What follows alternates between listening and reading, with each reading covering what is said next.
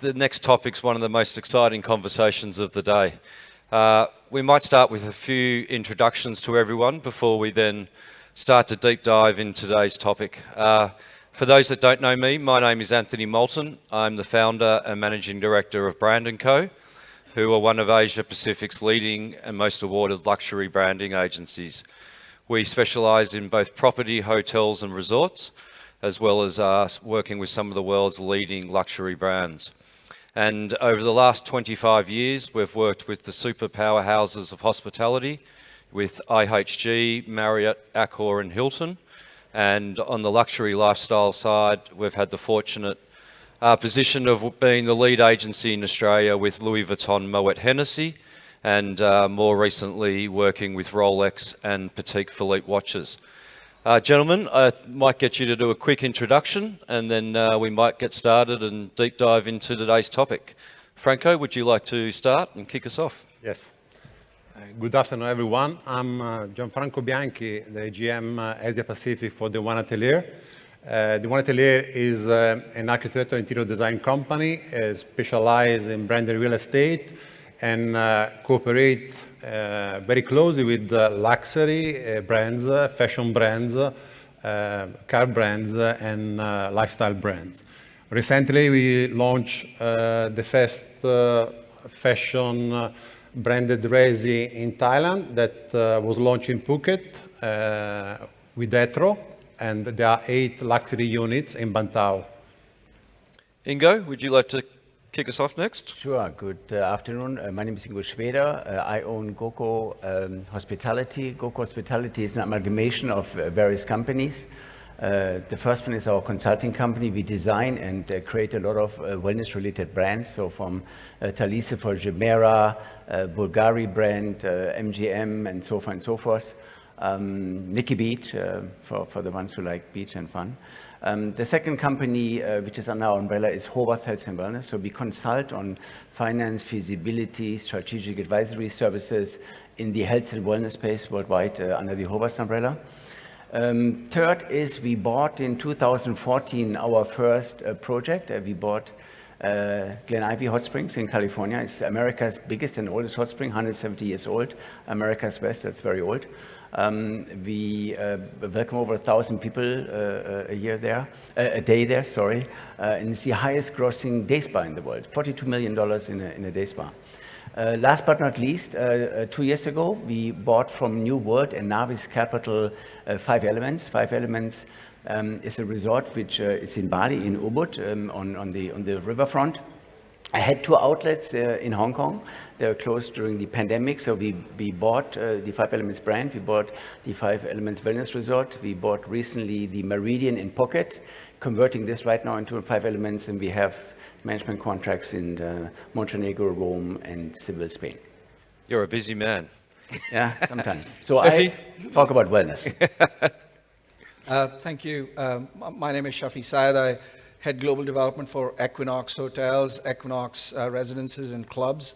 The brand Equinox has been around for the last 30 years, really at the forefront of high performance living, which is really our mantra as a company. We operate over 110 luxury fitness clubs, New York, LA, Miami, Boston, London, and growing in other markets. And then we launched our hotel platform about 8 years ago in response to the demand from consumers who were picking their hotel experiences based on the quality of the fitness clubs, the fact that they wouldn't lose their routine on the road. I mean, how many of us traveling from outside have really missed what we do back home, how we eat back home, how we work out back home, right? So we felt that there was a real space that hotel companies and hotel brands didn't quite grasp because their core competency is something different. And then we opened our flagship in New York in Hudson Yards in 2020, which was a great time to open a luxury health and fitness wellness brand. Today, that hotel is the world's 50 best, one of the top rate leaders in the city in the luxury space, and really outperforming everything that's out there. So we're very excited. And then our extension of that brand into residences were very natural, and we can talk a little bit about that. But great to be here, and anyone who's in the room at 4:30 p.m. is got to be really interested in this topic. So thank you all for being here. All right, so we have a great international panel, as we can see. So let's set the context for today's conversation, shall we? We all know how hospitality brands help create the modern branded residence model. But today's landscape is changing fast, with fashion brands, automotive giants, celebrity chefs, and even private clubs launching their own take on luxury living. Although branded residences were once synonymous with luxury hotel operators, we're now seeing names like Porsche, Mercedes-Benz, Armani, Nobu, and Soho House entering the space. And although hotel brands still dominate non-hotel players, now represent 21% of branded residences market globally. So in this session, we're going to try to explore why this shift is happening, what it means for developers and buyers, and what the future holds as branded living evolves beyond the hotel roots. Franco, let's start with you. What's really driving these non-hotel brands into residential real estate? And probably more importantly, why? Good question. Usually, hospitality brands are focused on design and services. Luxury brands create a sense of belonging and have a unique experience to involve the audience. I think here in Bangkok we have two good recent examples where you have the Dior Cafe or LV Cafe and Restaurant. I have friends traveling from Ho Chi Minh, where I'm based, from Singapore, from Jakarta, for a weekend to try a new experience. They want to come here to see how it works, why those brands are entering this new segment. And they, of course, they want to make a post on Instagram to be one of the first in their friends to do that. And then these brands, whether it's Porsche, Aston Martin, Armani, they are not only selling product. So since always they are lifestyle brands. So they expand their territory, their universe from the core business, whether it's car or fashion. We have a very good example, like now in the last 3 years, in Italy starting the new summer, in Europe starting the summer, you have for the third year beach club everywhere, in Ibiza, in Italy, in Spain, in France. And everybody looking for more opportunities. So we see there is a very good example. Armani started the first hotel almost 15 years ago in Dubai and then Milano. And now you have Armani have Fiori, flower, dolci, chocolate, books, cafe, restaurants. I was in Tokyo last week. They opened a new, I think, the third cafe, Armani Cafe in Tokyo now. So that is the direction that those luxury brands are going. Ingo, let's go to you next. What are these non-hospitality brands doing differently, and how's it striking a chord with these buyers? So I want to briefly come back to Armani. I was the fortunate person to buy early into the Armani Dubai. And I sold it fairly quickly afterwards. And the reason was, while I totally love and admire Armani, I think it's an amazing designer. Women's or male fashion is fantastic. I felt that the hotel didn't live up to this. It was very cold. It had very monotone tones. The F&B had nothing of what you can have in Italy. So fantastic, incredible food, and dolce vita in every form. So I think to answer this, Anthony, I think the problem is when the brand does not live up to what it does in fashion or in other ways so well when it then comes to real estate. And then I found out that the Armani Hotel actually wasn't designed by Mr. Armani. And that was really sad. So I think while I am totally for branding and while I believe there's a space for this and it is all right to do so, one has to make sure that they really merge and extend each other and that the brand, fashion or whatever it will be. Many years ago I went to the Missoni in Kuwait, which was under Radisson, the first branded fashion brand which went into this, and I talk about now 20 years ago. I had the same experience because I couldn't see how a Radisson hotel and Missoni high-end fashion label were embracing each other. So I don't know if I answered this well for you, but I think there's some opportunities there. Well, it's good to the next question, Shafi, which I'll go to you. You know, Porsche make amazing sports cars, but how do these brands compete with the service legacy of traditional hotel groups? And can they?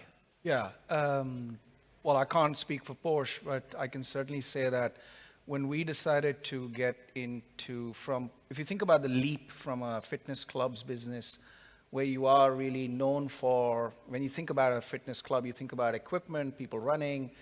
Well, there's 100 brands that do that. For us to differentiate from there to becoming the world's leading luxury lifestyle brand in health, fitness, wellness, we wanted to separate ourselves away from being a gym. We don't call them gyms, we call them fitness clubs. And people buy into that and pay anything from $300 up to £500 in the UK to be a member of something that is a like-minded community of individuals who want to focus on self-betterment. So the message is very different from come to the gym, work out. And that has to be followed through with great design, fantastic service. People can't be queuing up for machines and things like that. And that's the reason why they would pay and remain members. We have a cult-like following of over 2 million global consumers who know Equinox stands for certain things. When we took that brand from a 30,000 square foot club, which is a contained space, into hotels, then you're talking about food and beverage, spa, club, the whole experience, right? And the service piece just comes at a base standard. So you have to nail that, otherwise you can't be a world's 50 best hotel. So I think the ability for you to then make that leap from whether it's a Porsche or whether it's an Equinox into hospitality itself needs to be done in a manner that you nail that. Execution is really key. Our team is really small, but it's led by a great hotelier, Chris Norton. Chris used to be the president of Four Seasons for 28 years.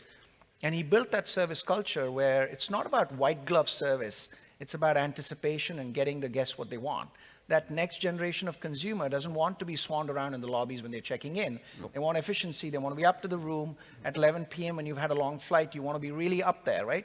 And that translates into residential as well. So you have to be prepared to respond to whatever's going wrong. And at that time, the service standards need to be just a base. It's a baseline. It's not even it's not a differentiator. It's a given. It's a given.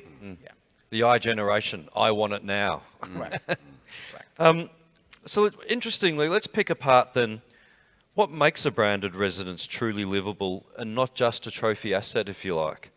So, we know some residences look like an extension of a brand showroom, but how do you really design for real life and not just for real estate headlines, you might say? I think one has to curate the experience. People in a residence have a very different need than in a hotel. They want to create community, they want to feel good about it. I mean, they pay normally big bucks because right now the residential game is mostly in the high-end luxury segment. And therefore, what happens in public spaces, I think, is very important. And often in modern residential development, what happens is you build up really every square meter because every square meter has to make money. And those community spaces and also the activation of those spaces is very, very important.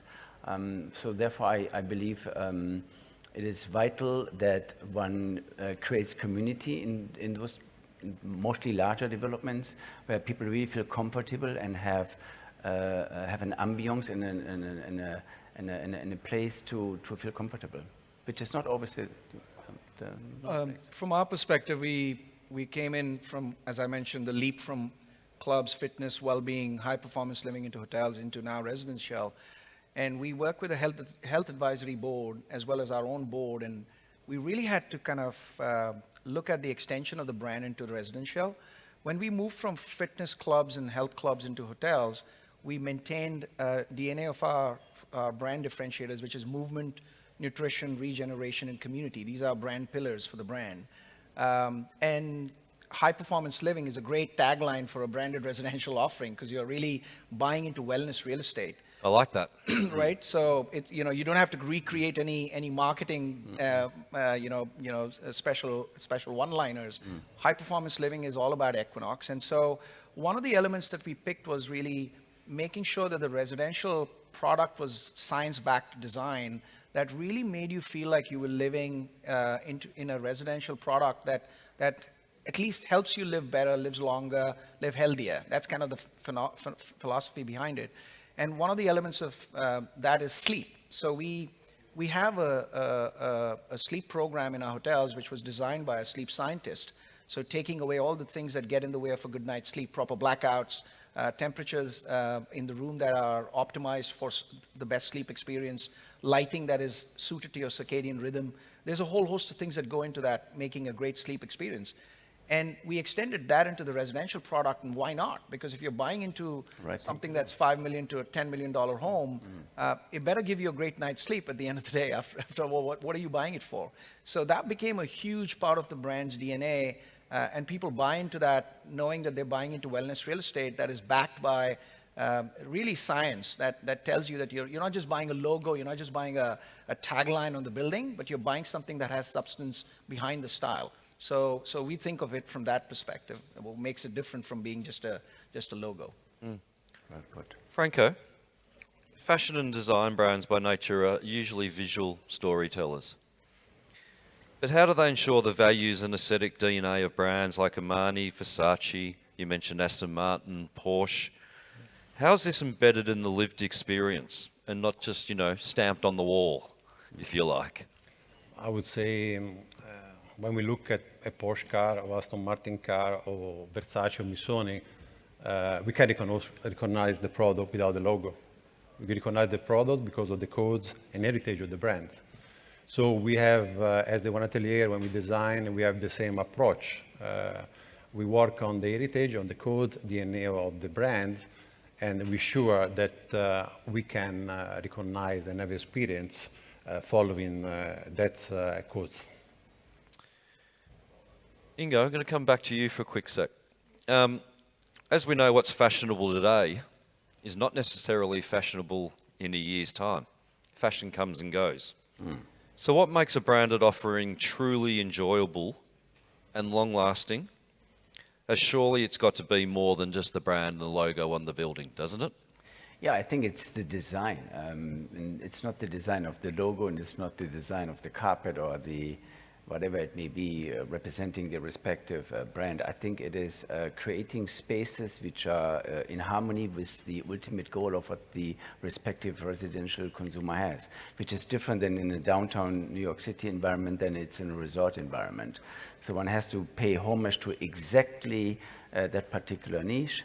The design development has to be totally aligned with that goal in mind. That has to be curated in order to make sure you hit the red button there.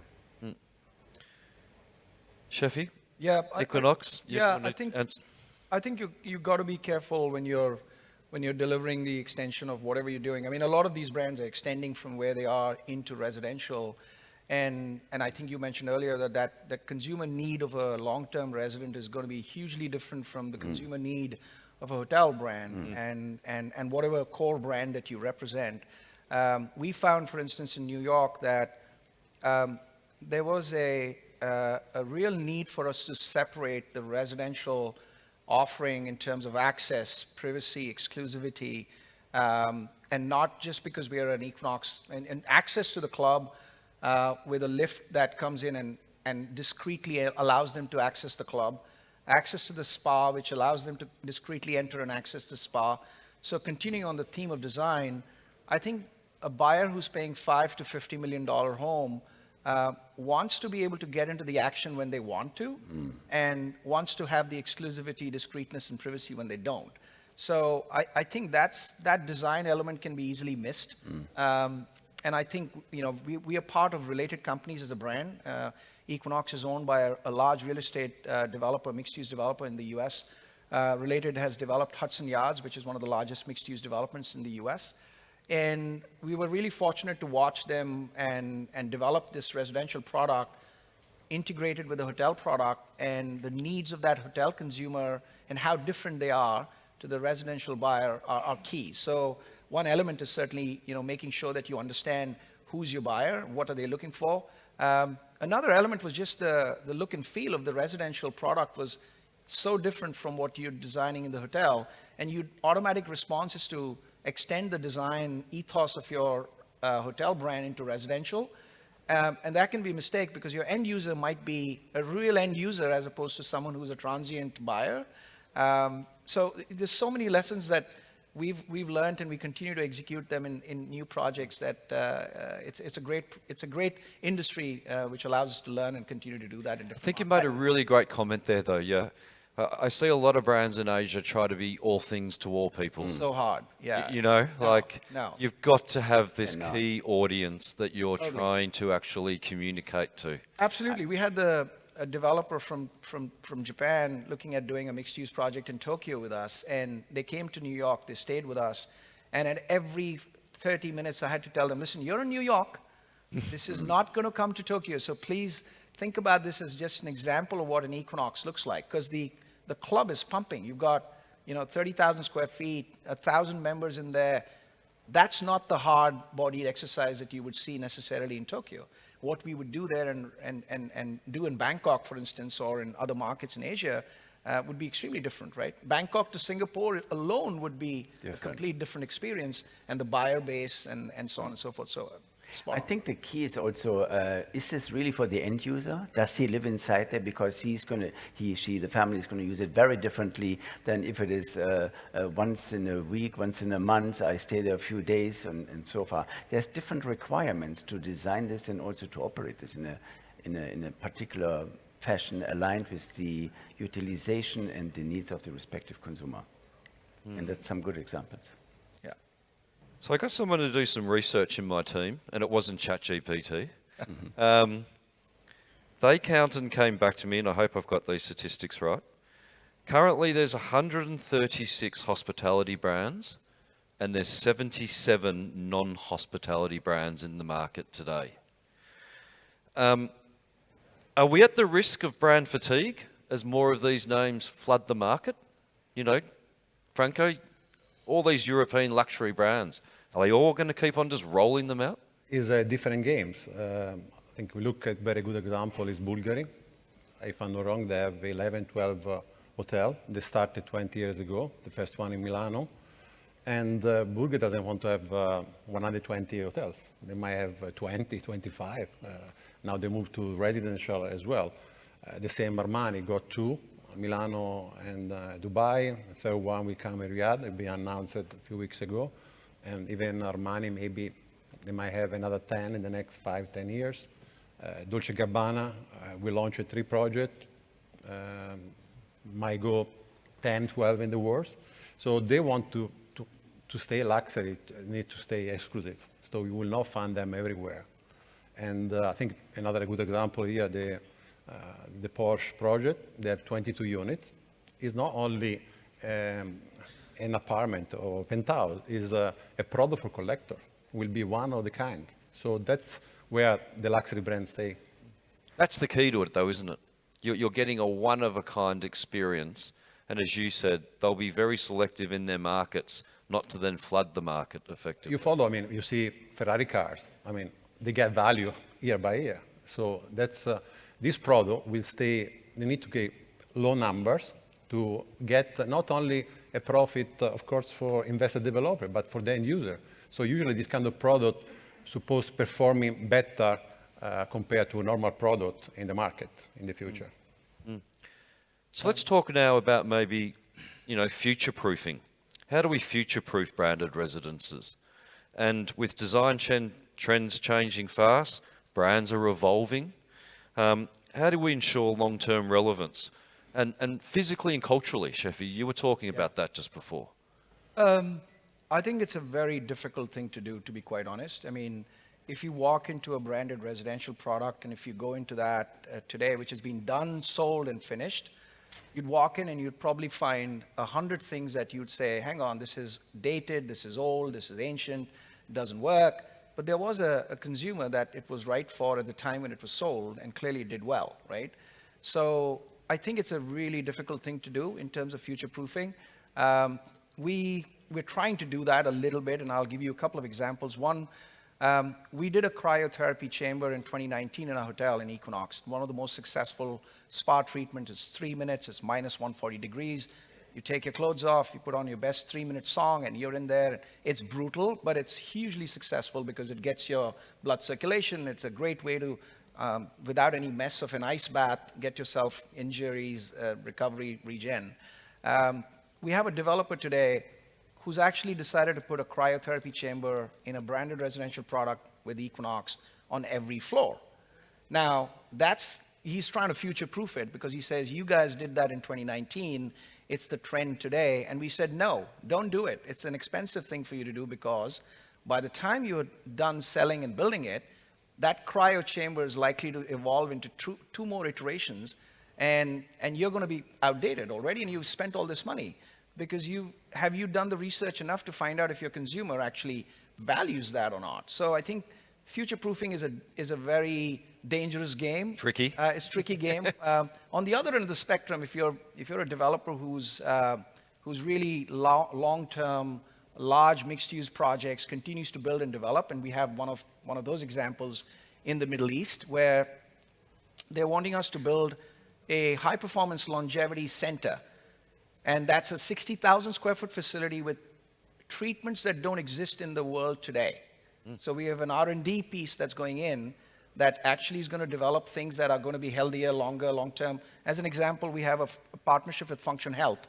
They are biomarkers. You take your biomarkers and you do a whole host of tests and scans that tell you what's going on with your body. And then you build a personal training regime around it. So you're not just looking at someone going, you're fat, you need to do this. Now you're looking at someone's internal vitals and saying, this is what you need to do. Now, when you integrate that in a residential product, now you're buying into something that every day you're going to, and it's a great idea, and it's an expensive idea, but it's future-proofing to the sort of extreme. But it's giving you a real point of difference, isn't it? Oh, totally. So compared to a normal hospitality brand. Correct. So your high-performance living center becomes the focal point, and then you sell residential around it, and people are going to pay. Health is the new wealth, right? How do you put a price on it? So you're turning it upside down. Correct. So then that's an Equinox high-performance living center with residential product around it, a small hotel that supports the lifestyle piece. But I don't think I would recommend doing that in every market because that's an expensive proposition. Sure. In principle, if I may briefly say, in wellness hospitality, the amenity is the room. And where the action and decisions are made is actually the wellness component. People go there because of the wellness component, whatever it may be, in whichever country it may be. But the room is actually the amenity. Kind of interesting when you hear those feedbacks from the guest. The future, you might say. We have fashion, we've got food, we've got automotive already here. Could we see entertainment studios, wellness giants? Surely these tech firms are going to have a crack at this at some stage, you might say. So, Franco, with all these luxury brands, what are we going to see next, do you think? Where are these trends going to lead us to in the non-hospitality branded residence? I mean, we're discussing today the risk of some brands or some projects that becoming old. So how we keep this project alive. I think more and more the future, you will see more brand at the moment you find only in the residential project to be in hospitality and consequently in F&B. And then we work even in a small scale where even in a small project that is fully residential, we provide to the owner concierge service. So the project remains alive and the owner will feel always special to get in a service that usually you find in a 5-star hotel.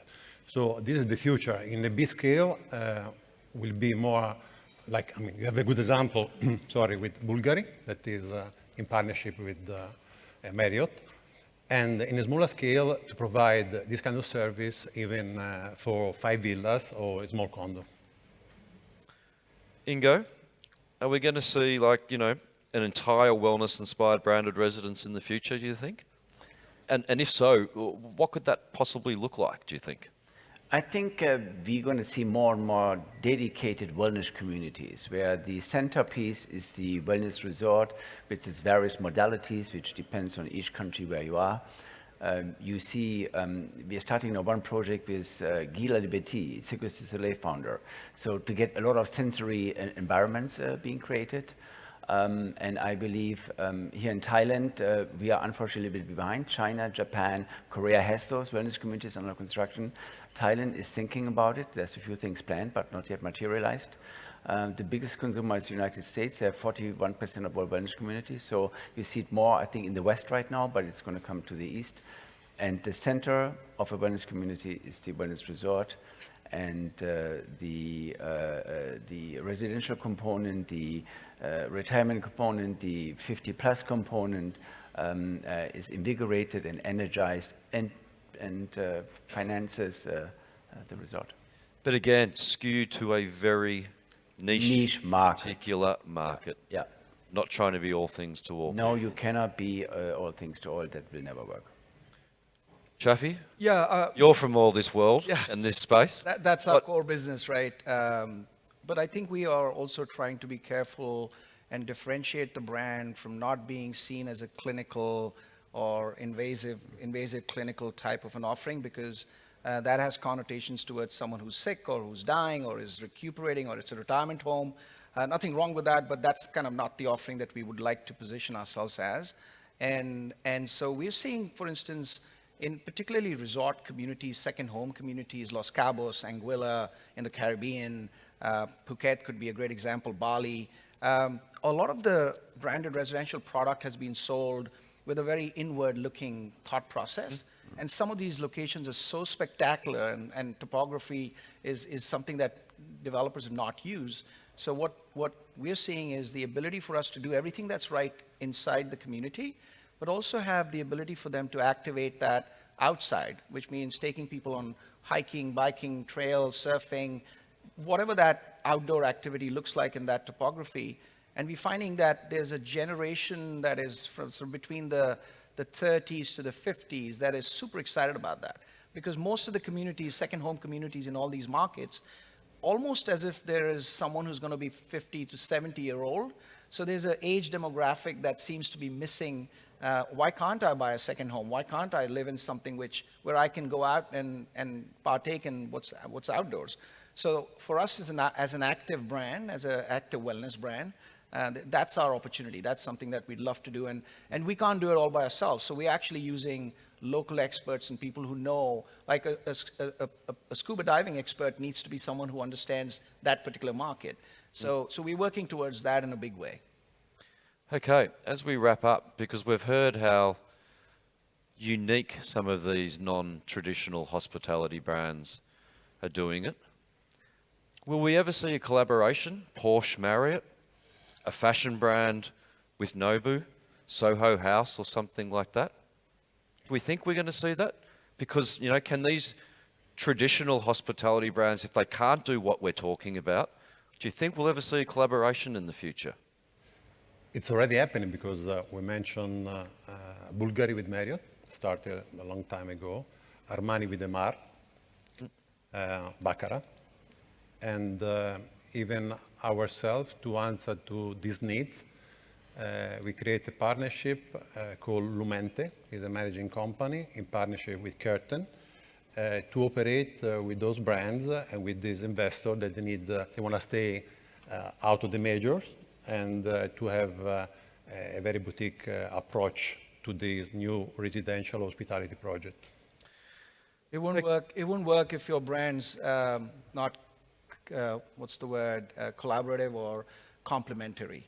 If it is going to confuse. I think that's the key, isn't it? Yeah, it's going to confuse the message. Are you a Nobu? Are you a Soho House? Are you an Armani? Are you a Gucci? Because those are two totally different brands, right? Yeah. So I think it's dangerous to go down that route, and if someone does that, it's at their own peril. Yeah. All right, we're into the red zone, so that's 000. A great conversation. Thank you to the panel here today. Ladies and gentlemen, I hope you've enjoyed the discussion and great to be here. Enjoy the afternoon. Thank you.